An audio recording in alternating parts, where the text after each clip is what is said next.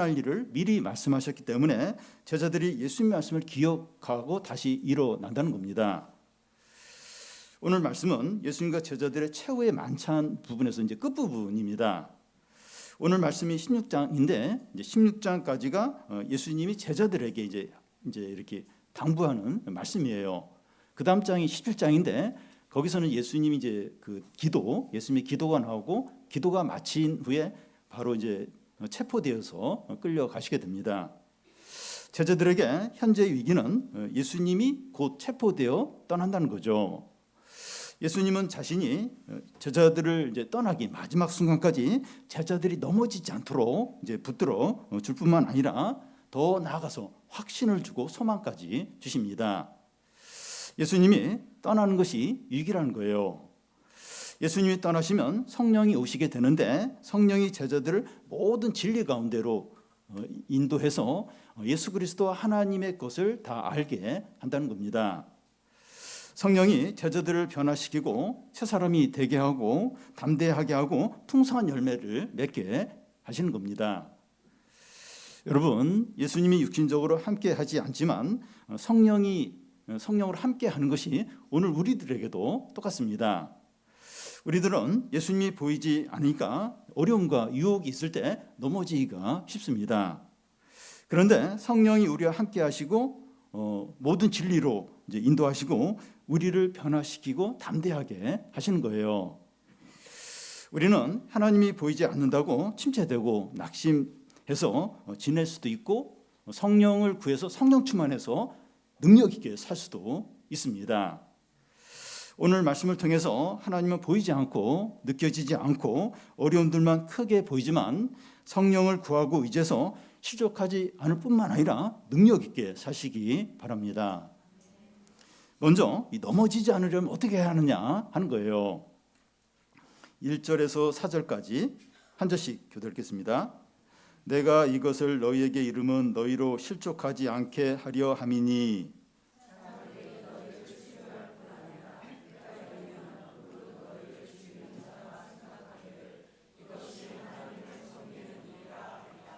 그들이 이런 일을 한 것은 아버지와 나를 알지 못함이라.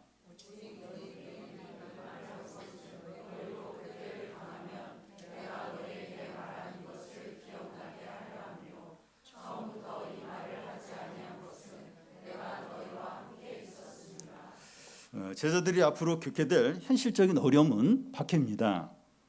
예수님이 육신적으로 함께 계시면 예수님이 다 막아주시기 때문에 박해를 당하지 않습니다. 그런데 예수님이 이제 떠나니까 이제 제자들은 박해를 받게 되는 겁니다. 제자들이 왜 세상 사람들로부터 미움을 받아야 됩니까? 세상 사람들이 예수님을 미워하는 거예요. 예수님 믿는 제자들도 미워하는 거죠.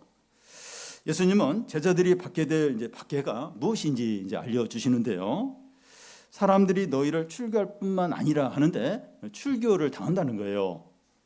이 출교라는 것은 이제 종교 사회에서만 일어나는 그런 건데 최고의 가장 이제 힘든 잔혹한 형벌입니다. 출교는 이제 회당 출입 금지를 이제 당하는 건데 사회적으로, 경제적으로, 종교적으로 배척을 당하는 것을 말합니다. 출교당한 사람이 상점을 열어도 아무도 안 와요. 아무도 안 오고 친구들이나 그동안 알고 있던 사람들의 관계가 끊어지게 되고 또 가족 안에서조차도 버림받게 됩니다. 이란에서 3년 전에 22세 여성이 히잡을 느슨하게 이제 썼다고 해서 경찰에 붙잡혀서 막 구타를 당하고 죽는 일이 있었습니다. 종교 사회에서 출교는 모든 것을 빼앗기는 사회적인 사망을 당하는 것을 의미합니다. 그런데 이런 박해가 더 고통스럽고 혼란스러운 이유는 하나님을 믿는다고 하는 사람들에게서 이런 일을 겪게 된다는 거예요. 때가 이르면 무릇 너희를 죽이는 자가 생각하기를 이것이 하나님을 섬기는 일이라 한다는 겁니다. 너희를 죽이면서도 하나님을 섬기는 일이라고 그렇게 생각을 한다는 거예요. 바울이 예수님 믿기 전에 이름이 사울이었는데 그는 하나님을 위한 열심으로 교회를 핍박하고 그리스도인들을 붙잡으러 다녔습니다. 율법에 보면 이 나무에 달린 자는 저주를 받은 자라고 하는데 십자가에 달린 예수를 하나님의 아들이라고 믿으니까 이단으로 이제 보이는 겁니다. 사울은 하나님을 위한 열심으로 기독교를 이단으로 여기고 박해를 했던 겁니다. 이런 사울이 예수님 믿고 나서 이제 바울이 되는데, 바울이 기독교인이 되자 바울을 다른 유대인들이 또 그렇게 박해를 하는 겁니다. 이방인들로부터 받는 박해보다 같은 동족, 하나님을 믿는다는 같은 유대인들에게 받는 박해가 훨씬 더 힘들었습니다. 그 신약의 그 서신서들 보면 그 바울이 이제 가는 곳마다 이제 유대인들이 쫓아와가지고 그렇게 악하게 이렇게 박해를 하고 못 살게 구고 방해를 하는지 이제 모릅니다. 이 중세 교회는 이제 카톨릭이었는데, 그때 이제 그리스도인들, 이제 그 당시에는 이제 개신교도들입니다. 많은 박해를 이제 했습니다. 유대인들이나 카톨릭 교회도 하나님을 믿는다고 하는데 왜 기독교인들을 그렇게 박해를 합니까? 그 이유가 이제 3절에 나오는데, 그들이 이런 일을 할 것은 아버지와 나를 알지 못하기 때문이라는 겁니다. 그런데 이 박해하는 자들도 하나님을 믿는다고 하는데 여기서 그 아버지를 알지 못하기 때문이라는 거예요. 어떻게 된 겁니까? 이 하나님의 아버지를 알려면 이제 아들 예수님을 통해서 알 수 있는데, 예수님을 믿지 않으니까 하나님 아버지를 알 수가 없는 겁니다. 유대인들도 그렇고, 이제 바울 전에 이제 사울도 예수님을 믿지 않은 상태에서 하나님을 믿는다고 이제 한 거죠. 예수님을 믿지 않으면 하나님도 믿지 않는 겁니다. 왜냐하면 예수님은 하나님이 보내신 자이고 하나님을 잘 보여주는 자가 예수님이죠. 근데 예수님을 안 믿으면서 나는 하나님 믿는다, 이건 하나님 믿는 게 아니라는 거예요. 직장이나 이 단체 안에서 신앙이 좋다고 알려진 사람인데 이 갑질을 하고 또 그 같은 직장 안에 있는 신자를 아주 괴롭히는 그런 사람들이 이제 있는 경우가 있습니다. 이런 고통을 당하는 신자들은 혼란스러워요. 믿음이 이제 흔들리는 겁니다. 아니 분명히 예수님 믿고 교회 잘 다닌다는데 그렇게 회사에서 이렇게 막 불법도 행하기도 하고 또 막 믿는 사람들을 또 그렇게 막 괴롭히는 그런 사람을 볼 때 혼란스러워요. 그런 걸 당하는 신자는. 그리고 막 더 막 믿음이 시험에 이제 들게 됩니다. 같은 하나님을 믿는데 어떻게 이렇게 다를 수 있는가 하는 걸 이제 느끼는 거죠. 예수님은 제자들이 이런 일을 당할 때 넘어지지 않도록 이런 말씀을 이제 하시는 겁니다. 그때를 당하면 내가 너희에게 말한 이것을 기억나게 하기 위해서라는 겁니다. 제자들이 큰 어려움을 당하면 넘어지고 믿음이 약해질 수 있습니다. 예수님 베드로에게 너가 나를 3번 부인할 거다 하는데 실제로 부인했어요. 또 제자들에게 내가 붙잡힐 때 너희가 다 도망치라는데 다 실제로 도망쳤습니다. 그런데 제자들이 실패하고 넘어진 자리에서 예수님이 하셨던 말씀이 기억이 나면 다시 일어나는 거예요. 베드로가 이제 예수님을 3번 부인했는데 닭이 울어요. 닭이 울기 전에 네가 나를 3번 부인할 그 예수님의 말씀이 생각이 나는 거예요. 그래서 더 통곡은 하는데 그 말씀을 듣고 다시 일어나는 거예요. 베드로가 다시 일어날 수 있는 겁니다. 오늘 우리에게도 마찬가지입니다. 우리가 말씀을 많이 이제 들었다고 해서 넘어지지 않거나 실패하지 않거나 믿음이 약해지지 않고 그렇지가 않습니다. 그렇지 않아요. 작은 어려움이나 작은 유혹이나 또 작은 두려움에 실패하고 무너질 때가 너무나도 많습니다. 근데 중요한 것은 이 말씀이 기억나는 거예요. 그러면 오뚜기처럼 다시 일어납니다. 그래서 제일 중요한 것이 말씀이 기억나는 거예요. 넘어졌느냐 안 넘어졌느냐 실패했느냐 이것보다 더 중요한 것이 그렇게 넘어지고 실패했을 때 뭐가 기억나냐. 이만 끝났어. 자포자기하고 될 대로 살아야지. 이러면 이 사람은 진짜 소망이 없어. 근데 넘어졌는데 이게 말씀이 생각나는 거예요. 중요한 건 이 말씀이 생각나는 거, 말씀이 기억나는 거, 이게 제일 중요합니다. 신자는 이제 말씀이 기억이 나면 어떤 절망과 실패와 슬픔 가운데서도 다시 회복되어 일어설 수 있습니다. 신자의 특징이 그래요. 신자가 뭐 죄도 안 짓고 막 완벽하게 그러면 그런 사람 없어요. 다 뭐 이렇게 죄 짓고 넘어지는데 중요한 건 이렇게 말씀을 들으면 그 절망 가운데서 실패 가운데서 다시 일어나요. 다시 일어납니다. 결국 이제 말씀 붙들고 다시 일어나는 게 신자입니다. 주님이 세상에서 이 고난을 받는 또 미움을 받는 우리에게 어떤 면에서 말씀만 주셨어요. 뭐 돈도 좀 많이 주고 또 인기도 이렇게 막 얻게 하고 그렇게 하지 않고 그냥 어떤 면에서 말씀만 주신 말씀만. 근데 충분하게 주신 거고 가장 좋은 것을 주신 겁니다.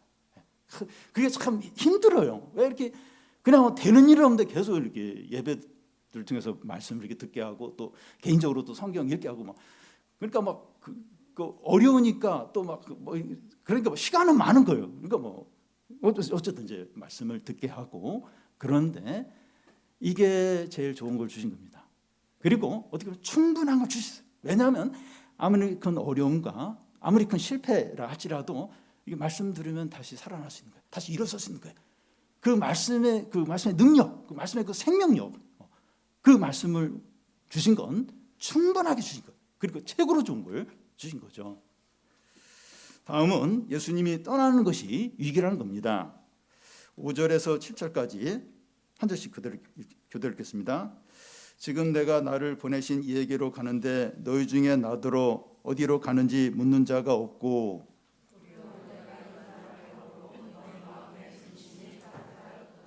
그러나 내가 너희에게 실상을 말하노니 내가 떠나는 것이 너희에게 유익이라. 내가 떠나가지 아니하면 보혜사가 너희에게로 오지 아니할 것이요 가면 내가 그를 너희에게로 보내리니.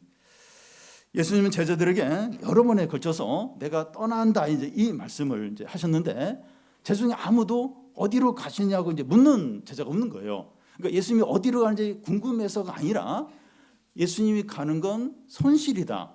우리가 망하는 거다. 우리가 불행이 닥치는 거다. 그래서 큰 손실로 이제 여겼기 때문에 그 예수님이 떠난다는 이야기만 들으면 근심이 들어요. 너무나도 이제 두려운 겁니다. 그런데 예수님이 실상을 말해 주겠다는 거예요. 너희가 생각하는 것이 실제가 아니라 내가 지금 말하는 것이 이게 이제 실제라는 거죠. 그 실제가 무엇인가 하면 내가 떠나는 것이 너희에게 유익이라는 겁니다. 유익이란 말은 이제 얻는다는 그런 이제 의미인데 너희들은 내가 떠나는 것을 잃어버리는 것으로 여기는데 내가 떠나는 것이 너희들에게 얻는 거라는 거예요. 진짜 좋은 것을 얻는 거라는 겁니다. 내가 떠나면 보혜사고 성령이 오신다는 거예요. 이것이 얻는 거라는 이게 큰 위기라는 겁니다.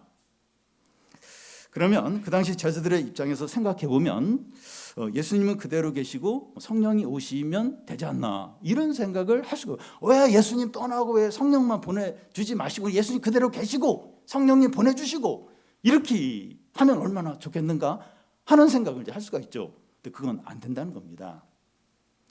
예수님이 떠난다는 이제 의미 때문인데 예수님이 사람들의 죄를 위해서 죽으시고 부활하시고 승천하시는 것을 의미합니다. 그러니까 예수님이 떠난다. 이건 예수님이 십자가에서 죽고 부활하고 승천한다. 이런 이제 의미입니다. 우리의 제 문제가 예수님의 죽음으로 완전히 해결이 되어야 성령이 오실 수 있는 겁니다. 그러니까 하나님과 우리 사이에 죄가 딱 맞고 있고 원수 관계 있는데 예수님이 우리 죄를 위해서 십자가에 죽으심으로 죄가 완전히 해결이 돼야 성령이 우리에 오시고 우리 마음에 영원히 거하시게 되는 겁니다. 여러분 예수 믿는 자에게 성령을 주신다고 했는데 죄가 여전히 있는 거예요. 죄 문제가 해결이 안 돼요. 어떻게 성령이 오셔서 같이 있겠습니까? 그런데 예수님이 우리의 죄 문제를 완전하게 십자가에서 해결을 하셨어요. 그러니까 우리에게 성령을 보내주시고 성령이 우리 안에 영원히 거하시는 게 가능하죠. 물론 이제 우리 예수 믿어도 죄를 져요. 근데 법적으로 하나님 앞에 그 법으로 정해진 게 뭐냐면 아들이 우리 죄를 해서 십자가에 죽으면 다 용서한 걸로 완전히 깨끗한 걸로 의로운 걸로 그렇게 법정도 하나님 앞에서 그렇게 선언을 하시고 인정을 하신 겁니다. 물론 우리 죄를 져요. 근데 그 죄까지도 예수님이 다 이렇게 해결을 이제 하신 거예요. 그래서 내가 떠나야 내가 십자가에 죽고 부활해야 그래야 성령을 보내준다는 성령이 올 수 있다는 겁니다. 여러분 예수님이 떠나고 성령님이 오시는 게 유익입니다. 예수님이 우리 교회 담임 목사로 계시는 것보다도 성령이 예수님이 안 계시지만 성령이 우리 가운데 있는 게 유익이라는 겁니다.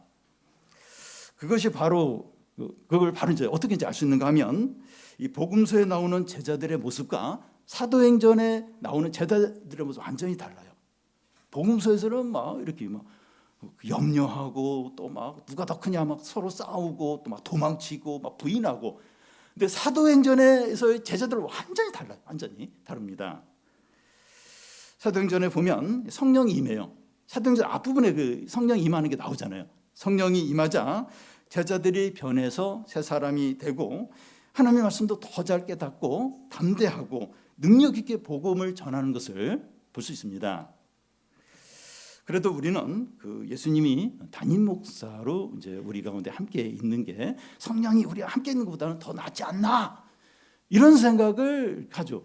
여러분이 선택을 이제 한다면 예수님이 담임 목사로 있는 거하고 예수님 안 계시고 성령 어느 거 선택할 이렇게 교인 정교인이 이렇게 투표하면 아마 예수님이 담임 목사인 게 더 좋겠다고 이제 그렇게 할 겁니다. 그래도 그게 더 낫지. 그렇게 이제 생각을 할 겁니다. 우리가 그렇게 생각하는 이유가 뭡니까? 성령이 우리와 함께 하시고 우리 안에 거하시는 것을 아직 잘 못 누리기 때문에 그게 뭔지 잘 모르기 때문에 그럴 수 있어요. 지금 우리가 사는 시대는 성령이 우리 함께하는 그런 시대인데 문제는 우리가 성령을 구하지도 않고 성령을 의지해서 살지 않는다는 겁니다. 이게 문제예요. 예수님은 떠나시고 성령을 보내주셨는데 성령을 구하지 않아요. 성령 의지해서 살고 있지 않는 겁니다. 예수님이 떠나시고 성령이 오시는 것이 유익이라고 그러는데 아무 유익을 못 누리는 거예요. 그래도 그냥 예수님 우리 육신으로 같이 계시는 게 맞지. 그러니까 예수님이 분명히 내가 실상을 이야기하는데 내가 떠나고 성령이 오는 게 유익이다. 우리는 아직 유익을 몰라요. 무슨 유익이 있지? 유익이 아무것도 없는데 유익을 못 누리고 있는 게 문제입니다. 여러분 하나님 나라는 말에 있지 않고 능력에 있다고 했습니다. 기독교는 역동적입니다. 성령은 역동적이세요. 사도행전을 성령 행전이라고 이제 부르는 그런 분들이 있는데 사도행전 한번 읽어보십시오. 얼마나 기독교가 얼마나 교회 얼마나 성도들이 역동적으로 능력 있게 얼마나 살아있는가 하는 것을 보게 됩니다. 그런데 이 성령이 우리와 함께 하시고 우리 안에 영원히 거하십니다. 그런데 우리는 눈에 보이는 것들만 의지하면서 성령을 무시하고 의지하지 않을 때가 너무나도 많습니다. 그러면 성령이 우리를 막 강제로 막 끌고 와서 막 성령이 이런 거야 막 이렇게 알려주고 막 그렇게 하면 좋을 것 같은데 그렇게 안 해요. 성령 막 강제로 막 끌고 가고 막 그렇게 하지 않고 인도하십니다. 이렇게 인도를 하십니다. 우리는 성령을 구하고 의지하고 인도를 받는 겁니다. 그렇게 할 때 우리 삶이 얼마나 새롭고 놀랍고 능력이 풍성한지 모릅니다. 성령을 의지해서 유익을 얻으시기 바랍니다. 그러면 성령이 오셔서 이 세상에 대해 하시는 일이 뭐냐 하는 겁니다. 8절에서 11절까지 한 절씩 교대로 읽겠습니다. 그가 와서 죄에 대하여 의에 대하여 심판에 대하여 세상을 책망하시리라. 의에 대하여라 함은 내가 아버지께로 가니 너희가 다시 나를 보지 못함이요.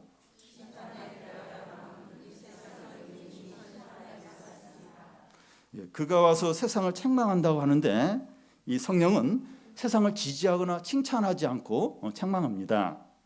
예수님도 세상을 칭찬하지 않고 책망을 하셨습니다. 그래서 세상이 예수님을 미워해서 십자가에 못 박아 죽인 겁니다. 여기서 그 책망한다는 그 헬라어 단어의 의미는 논박하거나 또 확증시켜 주거나 깨닫게 해준다는 의미입니다. 그러니까 성령이 세상을 그냥 정죄하고 너희들은 막 끝났어 이제 막 그런 어떤 죄만 지적하는 것이 아니라 죄를 지적하고 죄를 깨닫게 하는 거예요. 그리고 이렇게 돌이키게 하고 또 그래서 바른 진리를 알도록 이렇게 구원으로 이끄는 그걸 이제 이 성령이 이 세상에 대해서 이제 한다는 겁니다. 그런데 성령이 직접 이제 이런 일을 하는 것이 아니라 믿는 사람을 통해서 하십니다. 사도행전에 보면 제자들 통해서 세상을 책망하는 걸 볼 수가 있어요. 우리가 복음을 전할 때 성령이 이제 세상을 책망해서 회개하도록 구원에 이르도록 그렇게 하십니다. 성령이 세상을 책망하는 것은 세 부분으로 이루어집니다. 죄에 대하여, 의에 대하여, 심판에 대하여입니다. 먼저 죄에 대해서를 살펴보면 9절인데 그들이 나를 믿지 아니함이라는 거예요. 여러분, 죄라고 하면 도덕적이고 윤리적인 죄만을 이제 생각하기가 쉽습니다. 살인이나 도둑질이나 성추행이나 사기나 폭행이나 갑질하는 거, 이 죄들이 맞습니다. 이 죄가 맞아요. 그런데 이런 죄들은 죄 외형입니다. 죄 외형이에요. 죄는 본질적으로 생각을 해야 합니다. 죄의 본질은 하나님을 믿지 않는 겁니다. 죄의 본질이고 가장 심각하고 가장 큰 죄가 하나님을 믿지 않는 거예요. 예수님이 이제 하나님을 잘 보여 주셨기 때문에 예수님을 믿지 않는 게 하나님을 믿지 않는 겁니다. 그런데 사람들은 살인이나 절도나 폭행이나 성추행 같은 죄들은 죄들로 인정하지만 예수님을 믿지 않는 건 죄로 여기지 않습니다. 그것은 종교적인 취향이지, 어떤 종교를 선택하느냐, 그런 어떤 자기가 좋아하는 어떤 그런 부분이지 죄는 아니라는 거예요.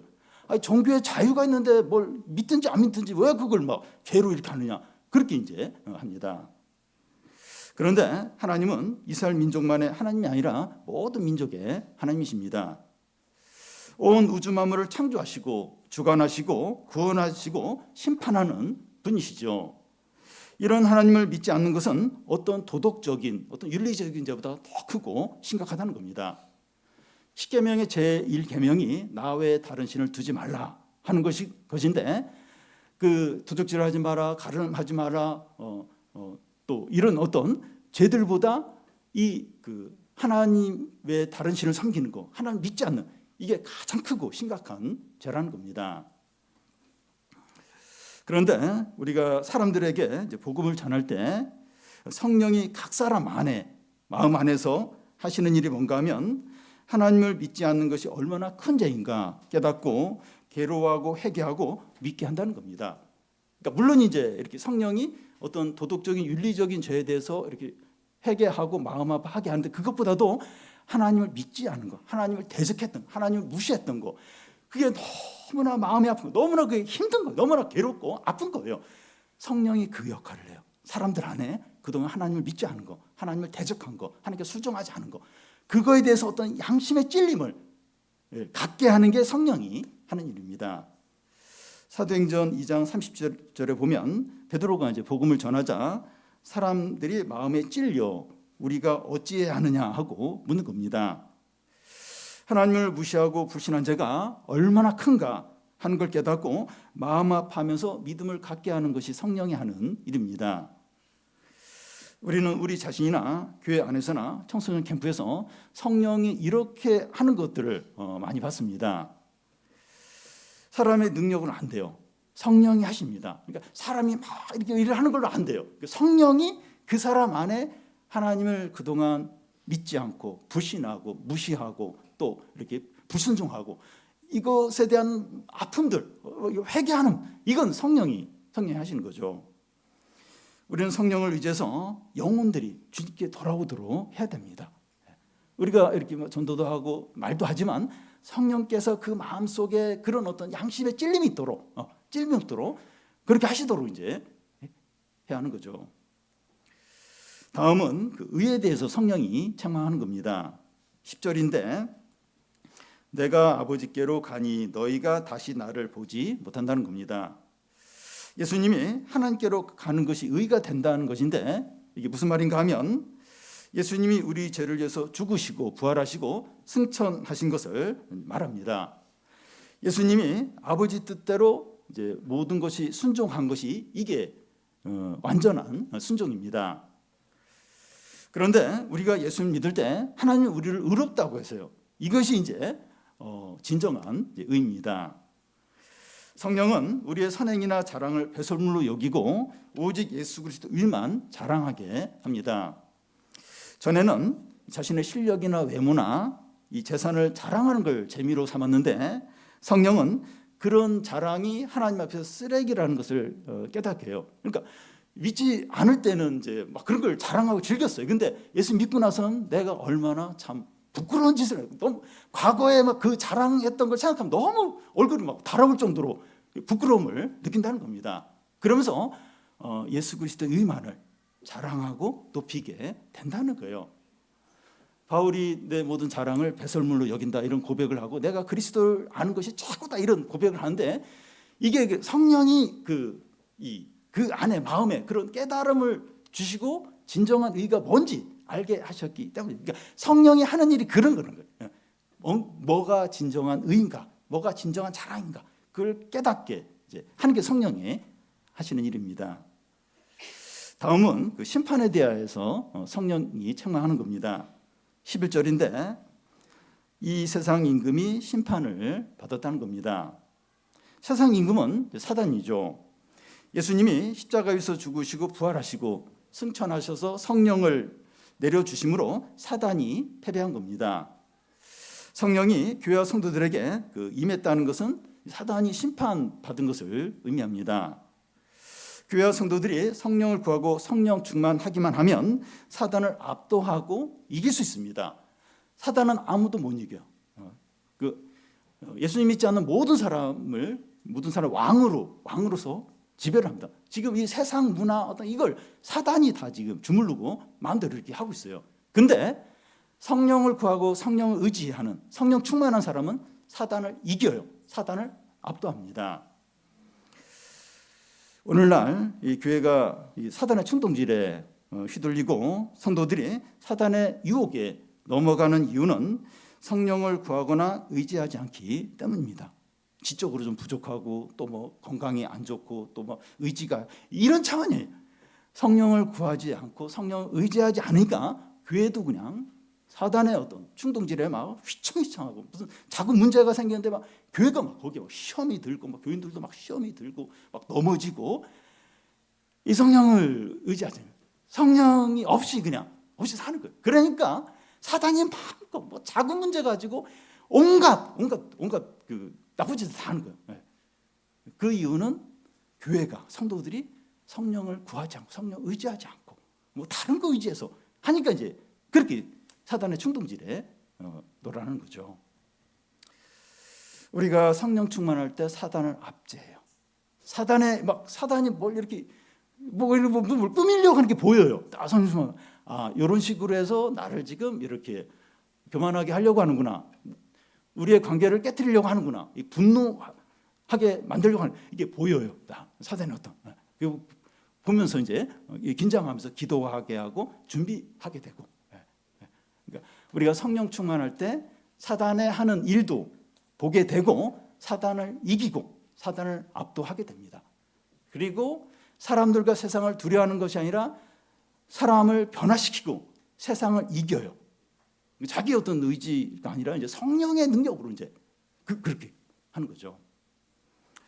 성령은 죄에 대해서, 의에 대해서, 심판에 대해서 세상을 책망하시는데 허공에 통해서 허공에서 이루어지는 것이 아니라 믿는 사람을 통해서 이렇게 하십니다. 우리의 헌신과 순종이 필요합니다. 우리 자신을 이렇게 맡기고 그 성령을 신뢰하고 성령이 마음껏 이렇게 일하시도록 나의 삶을 통해서 이 교회를 통해서 일하시도록 그렇게 맡길 때 성령이 마음껏 일하시죠. 우리 자신을 통해서 교회를 통해서 엄청난 일을 이제 행하시는 거죠. 마지막으로 그 성령이 가장 중요한 역할입니다. 12절에서 15절까지 한 절씩 교독하겠습니다. 내가 아직도 너희에게 이를 것이 많으나 지금은 너희가 감당하지 못하리라.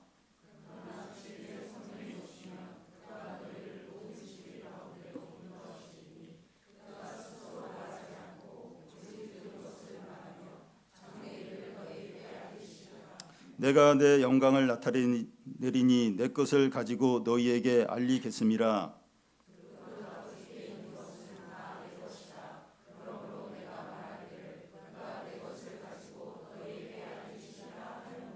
네. 예수님 아직도 너희에게 가르쳐 줄 것이 많은데 너희들이 감당을 못한다는 겁니다. 그런데 내가 떠나면 성령이 오시게 되는데 진리의 성령이기 때문에 모든 진리를 알게 하신다는 거예요. 이 말씀이 제자들에게 실제로 이루어진 것을 이제 볼 수 있는데 사도행전 4장 13절에 보면 베드로와 요한이 유대 종교 지도자들 앞에서 신문을 받습니다. 성경에 어떻게 나와 있는가 하면 베드로와 요한이 담대하게 말함을 보고 그들이 본래 학문 없는 범인으로 알았다가 이상히 여겼다고 이렇게 되어 있습니다. 유대 종교 지도자들은 베드로와 요한이 성경 말씀에 대한 이해와 깨달음과 또 그걸 말한 걸 보면서 너무 놀라는 거예요. 아니 저 어부 출신들이 그리고 뭐 율법을 제대로 배우지도 않은 저 무식한 자들 어떻게 저렇게 성경 말씀을 인용하고 또 이렇게 이야기하고 이해를 하신가? 깜짝 놀라는 거, 충격을 받는 겁니다. 성령이 하시는 가장 중요한 역할이 모든 진리 가운데로 인도하는 겁니다. 진리가 무엇인가 하면 14절에 보면 내 것을 가지고 너희에게 알린다고 하는데 그 예수님 안에 있는 진리를 말합니다. 그런데 그 예수님 안에 있는 진리는 15절에 보면 아버지께 있는 것이 다 내 것이라고 이렇게 합니다. 다시 말해서 성령이 모든 진리 가운데 우리를 인도하시는데 예수 그리스도의 모든 진리와 하나님 아버지의 모든 진리를 알게 하시는 겁니다. 그러니까 성령이 모든 진리로 이제 이렇게 인도하신다 하는데 예수 그리스도의 모든 진리, 하나님 아버지의 모든 진리 이것을 알도록 이렇게 성령이 인도하시는 겁니다. 하나님이 자신을 사람들에게 나타내시는 것을 계시라고 이제 합니다. 사람들이 하나님을 알 수 있는 방법은 없고 하나님이 자신을 나타내 주셔야, 계시해 줘야만 알 수가 있습니다. 그러니까 막 철학자들, 지식인들이 뭐 신은 무엇인가, 하나님 무엇인가 막 연구를 하는데 몰라요. 하나님이 이렇게 계시를 해줘야, 하나님이 자신을 나타내 줘야 사람은 알 수가 있습니다. 성경 말씀 그리고 이 성경 말씀도 그냥 아무나 이해할 수 있는 게 아니라 또 이렇게 성령께서 깨닫게 하셔야, 계시를 하셔야 사람은 하나님을 알 수가 있습니다. 그런데 성령이 우리에게 하나님의 모든 진리를 알게 하신다는 거예요. 이것보다 가치 있는 게 없어요. 이것보다 큰 은혜와 큰 복이 없습니다. 아무도 사람이 철학자 엄청나게 공부를 해도 그걸로는 하나님을 알 수가 없어요. 하나님이 열어주셔야 아는데 성령이 하나님의 모든 진리를 알게 하신다는 거예요. 이것보다 더 가치 있고 이것보다 더 크고 이것보다 더 큰 은혜는 없는 겁니다. 사람들이 이제 남들이 모르는 지식을 알고 또 기술을 알고 정보를 안다는 이것이 힘이에요. 이것 자체가 돈이 되고 주도권을 이제 가질 수 있게 됩니다. 오늘날 글로벌 기업들의 이 경쟁은 누가 지식과 정보와 데이터를 많이 갖고 주도권을 갖느냐, 여기에 이제 달려 있다고 할 수 있습니다. 요즘 우리들도 AI를 많이 이용하는데 AI가 지식과 정보와 데이터를 많이 가지고 있기 때문입니다. 지식과 정보와 데이터를 많이 아는 돈이에요. 그거 가지고 얼마든지 돈도 벌 수 있고 그게 이제 힘이 됩니다. 그런데 성령이 오셔서 하시는 주된 일은 우리를 하나님과 예수 그리스도의 모든 진리 가운데 인도해서 깨닫고 누리도록 하는 겁니다. 단지 성경 지식이 많아지게 하는 것이 아니라 주님을 인격적으로 알아가게 하는 겁니다. 단지 지식은 어떤 면에서 큰 의미가 없어요. 그건 뭐 AI가 더 많이 할 거예요. 근데 주님을 인격적으로 알아가는 그런 참 지식으로 이제 인도한다는 겁니다. 우리가 이 말씀을 통해서 주님을 알아갈수록 우리가 변화가 되고 생명을 누리게 되고 능력 있게 되고 풍성하게 됩니다. 하나님을 아는 것이 영생이에요. 하나님을 아는 게 영생이다. 예수님을 아는 게 영생이고 우리의 힘이고 우리의 기쁨이고 우리의 능력이고 우리의 구원입니다. 하나님을 아는 게 그게 능력이고 그게 구원이고 그게 지혜고 그게 이제 영생입니다. 그런데 우리는 이미 하나님을 안다고 이제 할 수가 있습니다. 이미 하나님을 잘 안다. 그래서 더 막 하나님을 알고 성경을 더 이렇게 알고 깨닫고 그럴 필요가 없다고 여길 수 있습니다. 그런데 지금 우리가 하나님을 아는 분량을 한번 생각을 해보면 하나님 전체가 이제 태평양이라고 할 때 우리가 지금 하나님을 아는 분량은 커피 한 잔에도 해당이 안 돼요. 너무나 조금, 너무나 조금, 너무나 조금. 근데 내가 신앙생활 한 지 몇 년이고 지금 성경을 이제 몇 독했고, 그래서 이렇게 하나님을 더 이상 알 필요가 없다. 내가 더 필요한 건 어떤 세상 지식과 또 IT 어떤 기술이나 또 이렇게 세상 정보와 또 어떤 이런 게 필요하지. 이 하나님, 이 성경은 충분히 안다. 근데 너무나 조금, 너무나 조금. 그 성경을 그 100독 이상한 어떤 목사님을 알고 있는데 알면 알수록 내가 성경에 대해서 모른다, 너무 모른다, 이런 고백을 하게 된다는 겁니다. 내가 성경을 어느 정도 알다. 그리고 더 이상 이렇게 성경을 읽을 필요도 없고 그걸 구할 필요도. 그 사람은 진짜 모르는 거예요. 진짜 하나도 모르, 하나도 모르니까 이제 그런 말을 할 수 있다는 겁니다. 우리는 너무 조금, 너무나 조금 알아요. 너무나. 그걸 어떻게 알 수 있는가 하면 하나님을 안다면 이렇게 무기력하게 또 이렇게 아무 어떤 열매 없이 기쁨 없이 그렇게 살 수가 없다는 거예요. 하나님을 아는 게 영생이고 능력이고 생명이고 지혜고 구원인데 하나님을 모르는 거예요. 안다면 그 삶이 달라진다는 거예요.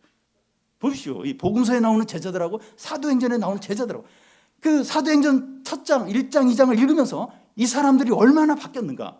성령 임하면서 성령 충만하면서 이게 하나님을 아는 자의 이제 모습이라는 겁니다.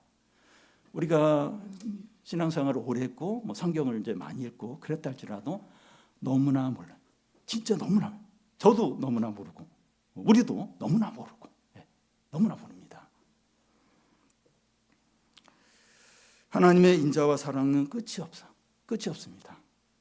하나님은 하늘 위 하늘도 작을 정도로 강대하신데 성령이 이런 하나님을 알려주시고 누리도록 한다는 겁니다. 우리에게 필요한 것은 제가 주님 너무 모릅니다.